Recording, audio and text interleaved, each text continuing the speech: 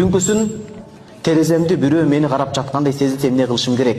Анан дагы мага түн ичинде бөлмөнүн бир аз ачык турган эшиктен бирөө мени көрүп тургандай сезилет. Тем окутушуңуз керек, тем салдырышыңыз керек. Бирок Кыргызстанда акыркы 1-2 жылдын ичинде жин менен иштешкендер, дем салгандарды айтып атам. Дем салып, дем окугандар өтө аз сандагылары туура багытты карманып калышты жолду. Көпчүлүгү бизнесмен болуп кетишти. Этияттаңыз. Эң жакшы жол ошон үчүн бүгүнкү күндө өзүңүз жолукка келип, 5 мал намазды тирилтип, таарат кусул менен жүрүп, өзүңүз дем салганга жетери жок. Бул бирөөнүн дем салганы, бирөөнүн колу менен кашык жеген, тамак жегендей эле кеп. Канчалык салып келсе деле өзүңүз жегенге жетпейт да ал. Канчалык. Ошон үчүн өз колуңуз менен жеген сиңимдүү болот. Кандай кыласыз? Жолукка кирип 5 мал намазды окуңуз. 5 мал намазды окуган адамды эч ким шайтан азгыра албайт. Бул бир. Экинчиси, даарат менен жүрүңүз. Үчүнчүсү, эртең менен кечинде ушул амалды жаттап калыңыз.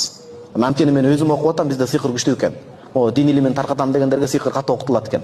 Биз дин илимин окуп жүрсөк, көрсө сыйкыр илимин сырттан келип окуп жүргөндөр көп экен да. Сыйкырдын башында тиги жөөттөр турат. Анан мындай кыласыз. Манзил деген бар. Асеке сумкаңыз биякта эмеспи? Дуалар, манзил деген бар. Дуаларды эртең менен кечинде Шейх Хакимулла Таханови манзил Курандан сыйкырга каршы аяттар топтолунган манзилди окуйсуз биринчи. 3 жолу баштан аяк окуганга аракет кылыңыз. Жанагындай кирилл алфавити менен болсо да эстеп калдыңызбы? Экинчи 41 жолу Хасбуналлаху ва ни'мал вакил. Эстеп калдыңызбы? Хасбуналлаху ва ни'мал вакил. Аллах бизге жетиштүү, ал кандай жакшы сактоочу зат. Үчүнчү 41 жолу аятул курсуну окуңуз.